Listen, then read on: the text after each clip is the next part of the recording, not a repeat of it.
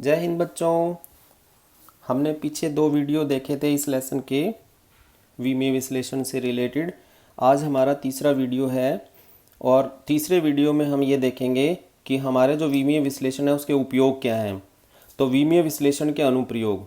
तो विमीय विश्लेषण का मतलब है हम किसी भी भौतिक राशि को एक विमीय सूत्र बनाते हैं जिसमें हम लंबाई, द्रव्यमान और समय लेते हैं MLT के रूप में। जैसे बल का विमीय सूत्र लिखते हैं ना, क्या लिखते हैं बल का विमीय सूत्र? M1L1T-2। तो द्रव्यमान, लंबाई और समय के रूप में हमने इसकी निर्भरता दिखा दी। ये इसका विमीय सूत्र होता है। अब इस विमीय सूत्र से हम क्या क्या कर सकते हैं उसके बारे में थोड़ा डिस्कशन करते हैं। सबसे पहला, विमाओं की एक रूपता, यानी इसकी सहायता से हम क्या कर सकते हैं, प्रिंसिपल ऑफ होमोजेनिटी जो होता है ऑफ डायमेंशंस। इसका मतलब ये होता है कि कोई भी सूत्र हम बनाते हैं जैसे, या कोई भी सूत्र अगर हमें मिलता है तो उस सूत्र में क्या होता है कि उस सूत्र में जैसे हमने इधर बल का सूत्र लिखा F बराबर ma, द्रव्यमान गुणा त्वरण। तो वो कहता है कि F यानी बल का जो विमीय सूत्र होगा M1L1T-2, सेम वही जो विमीय सूत्र होगा वो द्रव्यमान गुणा वेग का भी होगा, द्रव्यमान गुणा त्वरण का भी होगा। तो M1L1T-2, अगर मैं द्रव्यमान और त्वरण का गुणा करता हूँ तो उनके विमीय सूत्र आपस में गुणा करूंगा तो M1L1T-2 ही बनेगा। तो देखो, इधर द्रव्यमान की विमा 1 है, इधर द्रव्यमान की विमा 1 है, बराबर के। लंबाई की विमा 1 है, लंबाई की विमा 1 है। समय की विमा -2 है, समय की विमा -2 है। यानी द्रव्यमान की घात 1 जैसे, लंबाई की घात 1 जैसे, समय की घात 1 जैसी होती है। इसको दूसरे तरीके से ऐसे भी समझा जा सकता है, जैसे हम गति की समीकरण लिखते हैं S बराबर ut प्लस हाफ AT²। ये गति की दूसरी समीकरण है, नियत त्वरण में गति की दूसरी समीकरण जो हमारे नेक्स्ट लेसन में आएगी। तो यहाँ पर S क्या होता है? विस्थापन। तो वो कहता है कि ये पहला पद हो गया, ये दूसरा पद हो गया, ये तीसरा पद हो गया। तो अगर प्रिंसिपल ऑफ होमोजेनिटी हम यूज़ करते हैं तो उसमें यह होता है कि इस पद का जो विमीय सूत्र है, इस पद का जो विमीय सूत्र है और इस पद का जो विमीय सूत्र है वो एक समान होना चाहिए। तो इसको हम बोलते हैं principle of homogeneity of dimensions, यानी विमाओं की एक रूपता। दूसरा है भौतिक राशियों में संबंध स्थापित करना। अब मैंने आपसे कहा कि जैसे संवेग है वो द्रव्यमान पर भी निर्भर करता है और वेग पे भी निर्भर करता है। तो आप सूत्र बनाइए। तो वैसे तो हमें पता है कि संवेग का सूत्र क्या होता है, द्रव्यमान गुणा वेग होता है, लेकिन हम विमीय विश्लेषण से भी सूत्र को ज्ञात कर सकते हैं। तो भौतिक राशियों में जब संबंध स्थापित करना है तो उसका भी हम इससे कर सकते हैं। तीसरा जो है वो है भौतिक राशियों का किसी अन्य मात्रक पद्धति में मान ज्ञात करना, जिसका अर्थ मतलब ये समझ लीजिए आप कि मान लीजिए आपको कहा कि आपके अब जैसे आपको 10 kg 10 किलोग्राम है, तो किलोग्राम जो है वो द्रव्यमान का एक मात्रक है। आप इसे ग्राम में बदलना चाहते हो तो अब आपने लिख दिया ग्राम, लेकिन कितने ग्राम, 10 किलोग्राम में कितने ग्राम होते हैं, तो आपको इसका तरीका आना चाहिए। अब यहाँ तो हमें सीधा पता है कि 1 किलोग्राम जो होता है वो 1000 ग्राम के बराबर होता है। तो 10 किलोग्राम क्या हो गया, 10,000 ग्राम के बराबर हो गया। लेकिन जब मान लीजिए मैं बल की बात करता हूँ कि कहीं पर बल लग रहा है एक न्यूटन बल लग रहा है, इसको डाइन में बदलना है। तो न्यूटन जो है वो बल का MKS मात्रक है, अब डाइन में बदलना है यानी CGS मात्रक में बदलना है। अब हमें पता ही नहीं कि डाइन में कितने डाइन होंगे, 1 न्यूटन बराबर कितने डाइन होंगे, है ना। तो इस तरह की समस्या जब आती है तब भी हम क्या करते हैं, वहाँ पर विमीय विश्लेषण का उपयोग करके बड़ी आसानी से हम उसको दूसरी पद्धति में ज्ञात कर लेते हैं। और इसका क्या यूज़ है, मूल भौतिक राशियों के स्थान पर व्युत्पन्न भौतिक राशियों के रूप में विमीय सूत्र ज्ञात करना। अब इसमें कहने का मतलब ये है कि हम ज़्यादातर लंबाई, द्रव्यमान और समय के रूप में विमीय सूत्र को लिखते हैं, लेकिन ऐसा ना हो। हमें क्या करना हो, हमने मान लिया बल हमारा एक मूल भौतिक राशि है, इसी तरह से मान लीजिए ऊर्जा जो है वो हमारी एक मूल भौतिक राशि है, ठीक है। इसी तरह से कोई और ले लिया हमने, संवेग जो है हमारी एक मूल भौतिक राशि है। अब हमको लंबाई जो है उसको F, E और P के रूप में लिखना है कि कौन कौन सी घातों पर डिपेंड करता है इनके। तो कहने का अर्थ ये हुआ कि मूल भौतिक राशियों को के स्थान पर अन्य व्युत्पन्न भौतिक राशियां अगर लें तो विमीय सूत्र कैसे बनेगा, तो वो आगे उदाहरण में आ जाएगा, ठीक है। चलो हम सबसे पहला उठाते हैं कि विमाओं की एक रूपता, इसका कैसे यूज़ करते हैं हम।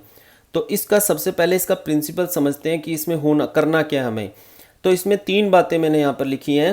पहली बात जो है वो ये है कि समान विमीय सूत्र की भौतिक राशियां ही आपस में जोड़ी या घटाई जा सकती हैं। ये इसी सिद्धांत के अंतर्गत आता है। आप देखो कि आप किलोग्राम में जैसे 1 kg है तो इसमें 5 लीटर नहीं जोड़ सकते, या 1 मीटर है तो इसमें 1 सेकंड नहीं जोड़ सकते, क्योंकि 1 मीटर में 1 सेकंड नहीं जुड़ेगा, किलोग्राम में लीटर नहीं जुड़ेगा। भाई ये द्रव्यमान है, ठीक है, और ये क्या है, आयतन है, तो द्रव्यमान के साथ आयतन नहीं जुड़ सकता। इसी तरह से ये लंबाई है, ये समय है, तो लंबाई के साथ समय नहीं जुड़ सकता। तो इसका मतलब ये हुआ कि भौतिक राशियां जिनके विमीय सूत्र एक समान होते हैं वही आपस में जोड़ी या घटाई जा सकती हैं। गुणा कर सकते हैं हम, भाग कर सकते हैं हम, लेकिन जोड़ा और घटाया सिर्फ उन्हीं भौतिक राशियों को जाता है जिनके विमीय सूत्र एक जैसे होते हैं। दूसरी बात, किसी सूत्र में बराबर के दाईं ओर तथा बराबर के बाईं ओर जो विमीय सूत्र है वो एक समान होना चाहिए। मान लो हमें कोई भी सूत्र दे रखा है, जैसे हमें एक सूत्र दे रखा है कि कोणीय संवेग का सूत्र दे रखा है, द्रव्यमान गुणा वेग गुणा त्रिज्या mvr। अब देखो कोणीय संवेग का जो विमीय सूत्र होगा वही इन तीनों के गुणनफल का विमीय सूत्र होना चाहिए। अगर ऐसा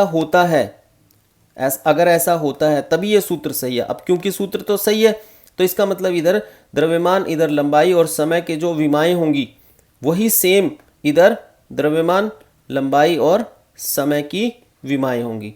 तो द्रव्यमान, लंबाई और समय दोनों तरफ विमाएं एक समान होनी चाहिए। अब ये बात यहीं ख़त्म नहीं हो जाती। तीसरे पॉइंट में क्या है, इसमें तीसरे पॉइंट में यह है कि किसी सूत्र में प्रत्येक पद का विमीय सूत्र एक समान होना चाहिए। अब इस बात का क्या मतलब है, इस बात का मतलब यह है जैसे हम गति की पहली समीकरण लिखते हैं। गति की पहली समीकरण क्या है, v बराबर u प्लस ए टी, जहाँ v क्या मतलब है, अंतिम वेग, u प्रारंभिक वेग, a त्वरण और t समय है। तो ये पहला पद हो गया, ये दूसरा पद हो गया और ये तीसरा पद हो गया। तो प्रिंसिपल ऑफ ह्यूमिजिनिटी ऑफ डायमेंशन ये कहती है, यानी विमाओं की एक रूपता ये कहती है कि तीनों पदों के जो विमीय सूत्र होंगे, इसके, इसके और इसके, ये तीनों एक जैसे होने चाहिए, ठीक है, तभी हम विमाओं की एक रूपता की बात करते हैं। तो ये होते ही हैं। तो ये 3 बातें जो हैं वो हमें कंसीडर करनी है यहाँ पर, पहली, दूसरी और तीसरी। तो इन तीनों के आधार पर अब हम इसका उपयोग करते हैं, क्योंकि ये चीज़ तो हमें पता है, तो हम इसका क्या करते हैं, यूज़ करते हैं आगे चल के। तो कैसे करते हैं इसका यूज़, इसका यूज़ 2 तरीके से करते हैं हम। कैसे कि इसकी सहायता से क्या करते हैं हम, किसी भी सूत्र में कोई भी अज्ञात पद है या अज्ञात राशि है उसका विमीय सूत्र पता कर सकते हैं हम इस विधि से। तो मान लो किसी सूत्र में कोई मात्रक, कोई भी सूत्र हमें दे रखा है, उस सूत्र के अंदर हमें कोई भी एक राशि दे दी कि बाकी राशियां तो आपको सब ये हैं, इस राशि का विमीय सूत्र बताओ, तो हम फट से बता देंगे उसका। दूसरा जो है, इसकी सहायता से हम सूत्र की सत्यता की जांच कर सकते हैं कि सूत्र जो है विमीय विश्लेषण से सही है अथवा गलत है। कैसे करते हैं, तो पहला हम ये उठाते हैं और इसके न्यूमेरिकल्स करके और इसको समझने की कोशिश करते हैं कि कोई अज्ञात राशि है उसका विमीय सूत्र कैसे पता करना है। तो इसका एक उदाहरण से समझते हैं हम। तो हमें एक सूत्र दे रखा है f plus M X plus equals Y, ये हमें एक सूत्र दे रखा है। अब इस सूत्र में f जो है वो बल है, m जो है वो द्रव्यमान है, ठीक है। अब हमें यहाँ 2 चीज़ें पता करनी है, x और y, कि ये x और y क्या है। तो x और y पता करने के लिए हमको कहा है कि x और y के विमीय सूत्र पता कीजिए। बहुत आसान है, हम क्या करेंगे, वही विमाओं की एक रूपता का सिद्धांत इस्तेमाल करेंगे, जिसके अनुसार ये जो हमारा है ये पहला पद है, ये जो है हमारा दूसरा पद है और ये जो है हमारा तीसरा पद है। तो विमाओं की एक रूपता कहती है कि प्रत्येक पद का विमीय सूत्र बराबर होना चाहिए, इसका, इसका और इसका। तो देखो यहाँ से एक चीज़ तो बिल्कुल क्लियर दिख रही है कि ये बल है, तो ये क्या है, हमारे लिए ये पता नहीं है हमें क्या है। तो इसका मतलब इसका जो विमीय सूत्र होगा वो वही होगा जो इस पहले पद का है। तो इसका मतलब तीसरे पद का विमीय सूत्र बराबर पहले पद का विमीय सूत्र। तो हमने यहाँ क्या लिख लिया कि y का विमीय सूत्र, यानी ये y का विमीय सूत्र जो है वही होगा जो f का विमीय सूत्र। f क्या है, बल है, और बल का विमीय सूत्र हमने याद किया हुआ है m1L1T-2। कितना सिंपल है। तो देखो हमें y का विमीय सूत्र पता चल गया, जो y हमें पहले नहीं पता था अब वो हमें पता चल गया कि वो क्या है। तो y क्या है, m1L1T-2, ठीक है। उसी तरह से अब x का पता करते हैं। तो x अकेला नहीं है, x के साथ एक राशि m भी गुणा है, तो ये एक पूरा पद है। तो हम जानते हैं कि mx पद जो है इसका विमीय सूत्र वही होगा जो इसका होगा। क्यों होगा भाई?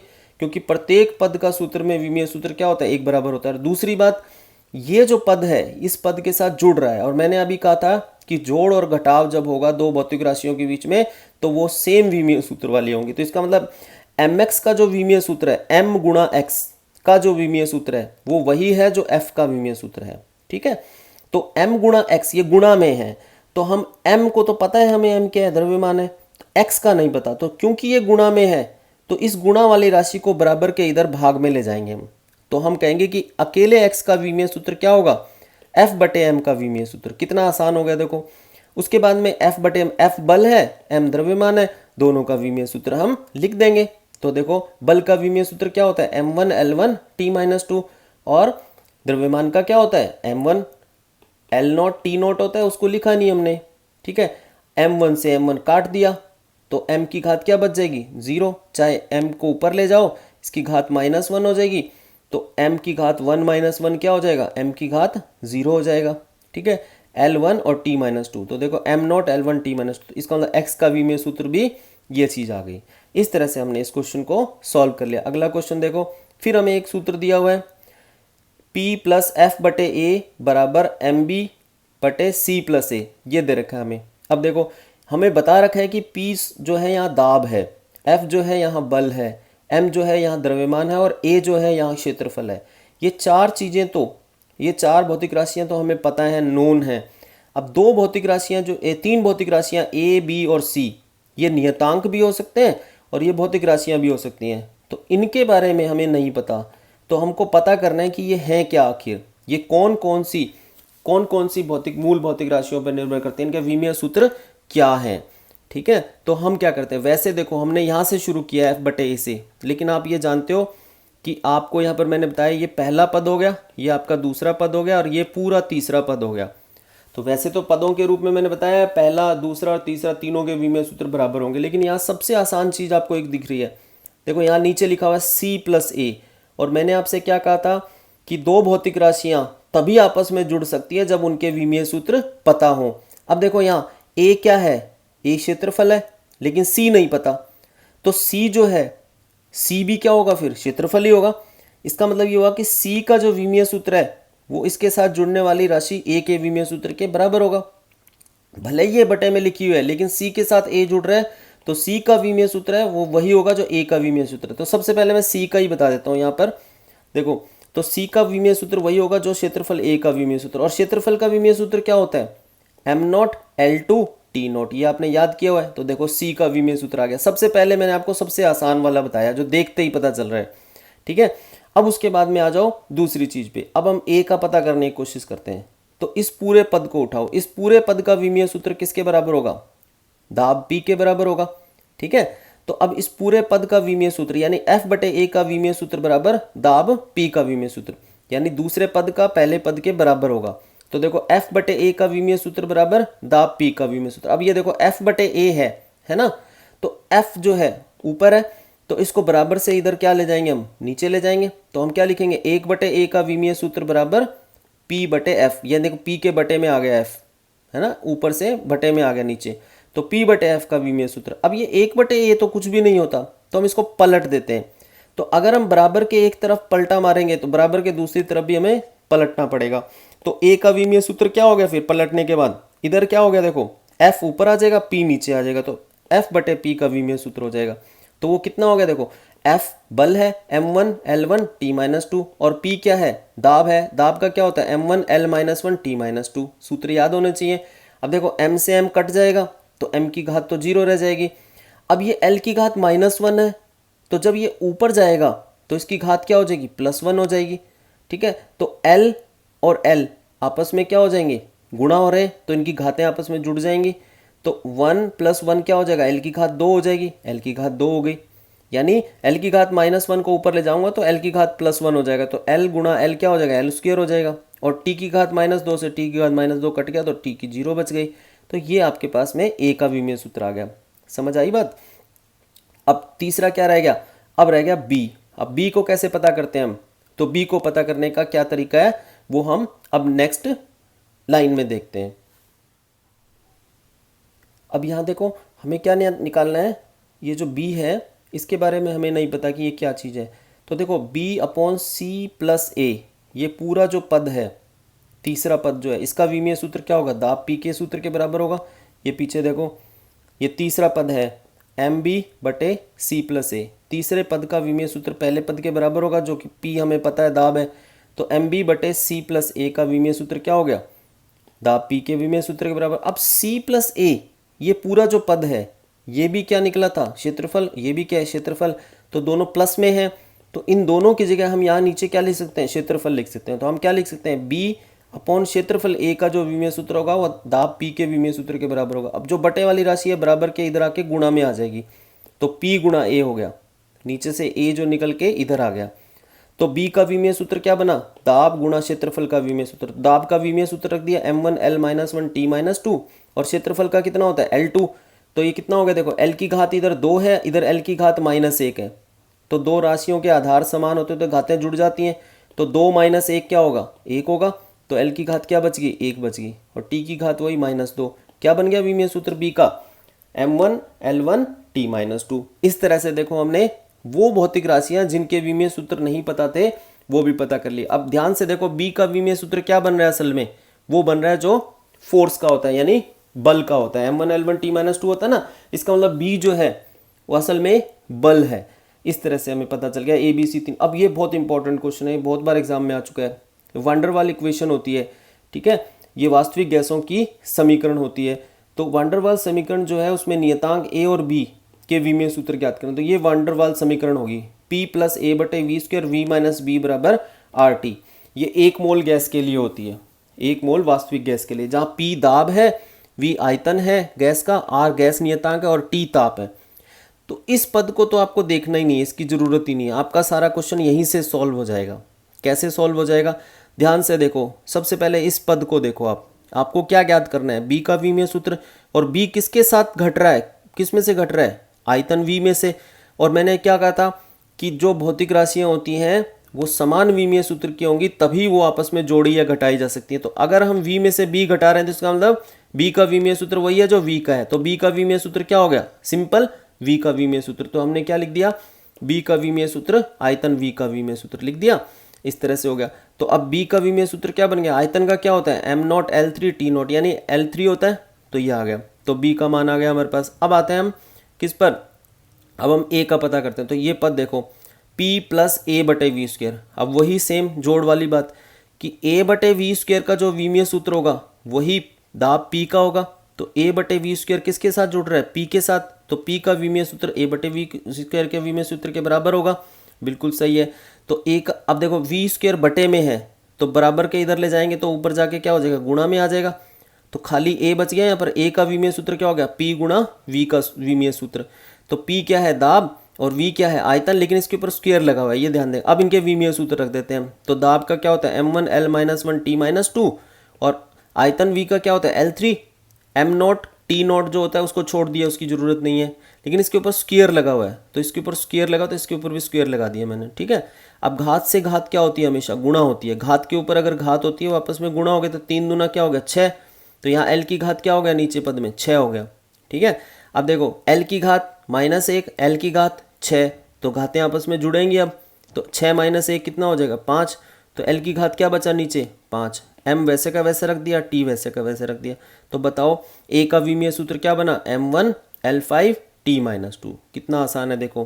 तो ये हमारा एक उपयोग हो गया, किसका, principle of homogeneity of dimension, यानी विमीयों की एक रूपता का। अब दूसरा उपयोग क्या है उसका, सूत्र की सत्यता जांचना, यानी हमें विभिन्न सूत्र दिए जाएंगे और हमसे पूछा जाएगा कि बताओ विमीय विश्लेषण विधि से क्या ये सूत्र सही है या ये सूत्र सही नहीं है। तो कैसे करेंगे हम, तो उसके लिए हम क्या करते हैं, देखो एग्जाम्पल से समझते हैं हम। तो एग्जाम्पल क्या है, हमारे को एक अभिकेंद्रीय बल दे रखा है। जब कोई कण किसी वृत्त पथ पर घूमता है तो वो किसी न किसी बल के अधीन ये काम करता है, और उस बल को हम अभिकेंद्रीय बल बोलते हैं। जैसे पृथ्वी जो है वो सूर्य के चारों ओर चक्कर लगाती है, या कोई इलेक्ट्रॉन नाभिक के चारों ओर चक्कर लगाता है, तो वहाँ पर जो गुरुत्वाकर्षण बल एवं जो विद्युत बल हैं वो अभिकेंद्रीय बल का कार्य करते हैं। तो हमें अभी उस ज़्यादा डिटेल में नहीं जाना, हमें एक सूत्र दे रखा है सीधा, F बराबर mv²/r, जहाँ F हमें बल बता रखा है, m द्रव्यमान बता रखा है, v वेग बता रखा है और r त्रिज्या बता रखी है। अब हमसे ये पूछा है कि क्या ये सूत्र सही है, क्या ये डायमेंशनल एनालिसिस के हिसाब से, विमीय विश्लेषण के हिसाब से सही है। तो सही और गलत का पता हम कैसे करेंगे, principle of homogeneity of dimension, यानी हम विमाओं की एक रूपता से सही करेंगे, इसको चेक करेंगे इसको। तो उसमें क्या होता है, लेफ्ट हैंड साइड का जो विमीय सूत्र बनेगा वो राइट हैंड साइड के विमीय सूत्र के अगर बराबर है तो इसका मतलब ये सूत्र बिल्कुल एक्यूरेट है। ठीक है, यही चीज़ हमें देखना। तो अब हम क्या करते हैं, लेफ्ट हैंड साइड यानी बायां पक्ष उठाते हैं। तो लेफ्ट हैंड साइड सूत्र में क्या है, F, और F बल है, तो बल का विमीय सूत्र क्या बनता है, m1L1T-2। तो इसका विमीय सूत्र क्या बन गया, ये बन गया। ठीक है, अब ये पूरा पद उठाते हैं हम, तो ये पूरा पद जो है राइट हैंड साइड में, तो राइट हैंड साइड का विमीय सूत्र क्या बना, mv²/r। इनके मान रख देंगे, m द्रव्यमान है तो द्रव्यमान क्या हो गया, m1 हो गया विमीय सूत्र इसका। ये v क्या है, वेग है। अब तुम सोचोगे कई बार v को वेग से लिखते हैं, कई बार v को आयतन से लिखते हैं, तो वहाँ पे बताया जाता है कि यहाँ v वेग है, यहाँ v आयतन है। उसमें कंफ्यूज होने की जरूरत नहीं है, अपने दिमाग से नहीं सोचना। अगर सूत्र पता है तो फिर तो पता ही होगा, नहीं तो हमें बताया जाता है। तो m द्रव्यमान हो गया, v वेग हो गया, r त्रिज्या। त्रिज्या किस में नापी जाती है, लंबाई में ही। तो m का विमीय सूत्र m1 हो गया, वेग का क्या हो गया, L1T-1। लेकिन इसके ऊपर क्या लगा हुआ, स्क्वायर लगा हुआ, तो स्क्वायर लगा दिया ऊपर, पूरे पद के ऊपर स्क्वायर लग गया। नीचे r क्या है, त्रिज्या। त्रिज्या क्या होती है, लंबाई, तो लंबाई का विमीय सूत्र क्या होगा, L1, ये हो गया। अब इस घात को इन घातों से गुणा करेंगे, तो m1 तो ऐसे कैसा लिख दिया। अब l की घात क्या होगी, 2, और t की घात क्या होगी, -2। देखो l की घात होगी 2, t की घात होगी -2। घात को घात से गुणा किया तो ये बन गया। अब ये देखो l की घात 1 है, ये l की घात 2 है, तो एक l से एक l कट जाएगा, तो l की घात क्या बचेगी, 1। तो क्या बन गया, m1L1 t की घात -2। तो ये देखो आपका दायां पक्ष जो था पूरा का पूरा, राइट हैंड साइड जो है ये, इसका पूरे का रिजल्टेंट विमीय सूत्र क्या बना, m1L1T-2। सेम वही बना जो लेफ्ट हैंड साइड का था। तो लेफ्ट हैंड साइड बराबर राइट हैंड साइड हो गया। ठीक है, प्रूव कर दिया हमने ये। तो सूत्र जो है विमीय विश्लेषण के अनुसार सही है, यानी विमाओं के आधार पर ये सूत्र बिल्कुल एक्यूरेट है। अब एक दूसरा क्वेश्चन उठाते हैं। ये एक सूत्र है, आवर्तकाल का सूत्र है ये। ठीक है, T बराबर 2π√m/f/x, ये सूत्र है। तो T आवर्तकाल है यानी समय है, m द्रव्यमान है, F बल है, x लंबाई है, ये हमें दे रखे हैं। ठीक है, तो सूत्र की सत्यता जांचनी है, यानी ये सूत्र सही है या नहीं है। तो हम क्या करेंगे, लेफ्ट हैंड साइड और राइट हैंड साइड दोनों के अलग अलग विमीय सूत्र निकालेंगे। अब यहाँ पर एक चीज़ देखनी है हमें, ये बात हमें ध्यान रखनी है, क्या कि ये देखो ये 2π जो है ये अचर पद है। तो देखो चाहे sine theta, cos theta, tan, sec, cosec कुछ भी हो, ये सारे के सारे जो पद होते हैं ये सब विमाहीन होते हैं, इनकी कोई विमा नहीं होती, यानी विमा नहीं होती m0, L0, T0। अगर ये किसी भी सूत्र में आते हैं तो इनकी जगह हम 1 लिख सकते हैं। जैसे साइन थीटा कहीं आ गया तो हम उसकी जगह 1 लिख देंगे, कॉस थीटा कहीं आ गया तो उसकी जगह 1 लिख देंगे। ठीक है, टेन थीटा कहीं आ गया तो सूत्र में उसकी जगह 1 लिख देंगे। ठीक है, थीटा जो होता है कोण होता है, और कोण की भी कोई विमा नहीं होती। ठीक है, log x है, यानी लॉगरिथम जो है, लॉगरिथम जो होता है 10 बेस पर या e बेस पर, उसकी भी कोई विमा नहीं होती, उसकी जगह भी हम सूत्र में 1 लिख सकते हैं। e की घात एक्सपोनेंशियल होता है, e जो होते हैं संख्यात्मक मान होता है, 2 पॉइंट समथिंग होता है ये, तो इसकी भी घात कभी, ये भी कभी विमा नहीं हो सकती, यानी विमाहीन राशि होती है। पाई जो है 3.14, ये भी विमाहीन राशि है। तो विमाहीन राशियाँ होती हैं ये सारी के साथ, तो इनके स्थान पर हम क्या लिख सकते हैं, विमीय सूत्र में 1 लिख सकते हैं। ठीक है, चलो अब हम लेफ्ट हैंड साइड उठाते हैं। तो ये आवर्तकाल है यानी समय, और समय का विमीय सूत्र क्या होता है, m0, L0, T1 होता है, सिंपल। तो लेफ्ट हैंड साइड का विमीय सूत्र तो यह बन गया। अब राइट हैंड साइड उठाएंगे, देखो तो अगले पेज पे हम देखते हैं, लेफ्ट हैंड साइड समय है, समय का विमीय सूत्र ये आ गया। ठीक है, अब राइट हैंड साइड उठाते हैं, ये पूरा का पूरा पद उठा लिया हमने, और इधर वाले के ऊपर क्या लगा हुआ था, रूट लगा हुआ था, तो उसकी घात 1/2 लिख दी हमने। अब देखो 2π जो होता है ये क्या होता है, विमाहीन होता है, तो इसकी जगह हमने क्या लिख दिया, 1। ये f/x था, तो x को मैं पलट के ऊपर ले आया, तो x यहाँ आ गया। ठीक है, अब इनके विमीय सूत्र रखता हूँ। तो m द्रव्यमान है, द्रव्यमान का विमीय सूत्र क्या होगा, m1। x क्या है, लंबाई है, लंबाई का विमीय सूत्र क्या होगा, 1। और f क्या है, बल, तो बटे में बल का विमीय सूत्र दिया m1l1t-2, बिल्कुल सिंपल है। अब देखो जो चीज़ें कटे उसे काट दो, m से m कट रहा है तो m की घात 0 हो गया, l से l कट रहा है तो l की घात 0 हो गया, और t जो है वो बटे में है। जब इसको उठा के मैं ऊपर लाऊंगा, यानी इसको हर से अंश में लाऊंगा, तो इसकी घात जो होगी वो घात क्या हो जाएगी, अगर माइनस है तो ऊपर आके प्लस हो जाएगी, और प्लस है तो ऊपर आके माइनस हो जाएगी। तो ये तो माइनस है, तो इसको जब मैं ऊपर लाऊंगा यहाँ पर, ठीक है, तो ये प्लस हो जाएगी, तो टी की घात 2 हो गया। अब बटे में क्या बच गया, 1 बच गया, तो उसको हमने लिखा नहीं। अब इस पूरे की घात क्या है, 1/2 है, तो घात से घात गुणा होती है, तो 2 से 1/2 को गुणा करूंगा तो क्या बचेगा, 1, तो टी की घात क्या बच जाएगी, यहाँ पर 1 बच जाएगी। वो घात 1/2 गुणा करी थी ना अंदर, इसलिए टी की घात क्या हो गया, 1। तो अब बताओ मुझे राइट हैंड साइड का विमीय सूत्र क्या बना, m1l1t1, सेम वही बना जो लेफ्ट हैंड साइड का विमीय सूत्र। तो इस तरह से क्या सिद्ध हो गया कि लेफ्ट हैंड साइड का विमीय सूत्र जो है वो राइट हैंड साइड के विमीय सूत्र के बराबर। तो इससे सूत्र की सत्यता की जांच होगी। अब ये तो सूत्र थे जिसमें left hand side right hand side है। कई सूत्र ऐसे होते हैं जिसमें 3 पद होते हैं, जैसे गति की समीकरण है, नियत त्वरण में गति की समीकरण जो है उसकी सत्यता की जांच करनी है। तो वो क्या है, गति की 3 समीकरण होती है, ये दूसरी समीकरण है जिसमें विस्थापन s बराबर ut plus half A T square है। अब इस सूत्र की कैसे जांच करें, तो इसका वही तरीका, पहला पद, दूसरा पद, तीसरा पद, हम इसे 3 पदों में मान करके करेंगे। ये पहला पद मान लेते हैं, ये दूसरा पद मान लेते हैं, और ये तीसरा पद मान लेते हैं। तो हम क्या करेंगे, हम कहेंगे principle of homogeneity of dimension, यानी विमाओं की एक रूपता के सिद्धांत से यहाँ प्रत्येक पद का अगर विमीय सूत्र एक जैसा है तो ही ये सूत्र सही है, अदरवाइज ये सूत्र गलत है। तो हमें यहाँ क्या क्या दे रखा है वो चीज़ हम देख लेते हैं। हमें यहाँ पर एक तो s विस्थापन दे रखा है, विस्थापन मतलब दूरी, दूरी मतलब लंबाई, u वेग है, t समय है, और a त्वरण है। ये चीज़ें हमें यहाँ दे रखी हैं, ठीक है। हम सबसे पहले ये पद उठाते हैं, फर्स्ट पहला पद उठाते हैं। तो ये क्या है, विस्थापन। तो विस्थापन का विमीय सूत्र क्या होता है, क्या सूत्र होगा, m0l1t0, यानी विस्थापन का तो l होता है, सिंपल l1, ठीक है। अब ut में क्या है, वेग और समय। तो वेग क्या होता है, m0l1t-1, m0 लिखने की जरूरत नहीं है, आप सिंपल l1t-1 लिख सकते हो, और समय का t1 हो गया। तो ये क्या बन गया, देखो l1 t की घात -1 + 1, t की घात 0 बन गई, तो सिर्फ l1 बचा। तो ये देखो m0l1t0, यानी दूसरे पद का विमीय सूत्र भी वही बना। ये पहला पद है, ठीक है, ये दूसरा पद है। अब आता है तीसरा पद। तीसरा पद जो है वो क्या है, तीसरा पद है हाफ ए टी स्क्वायर।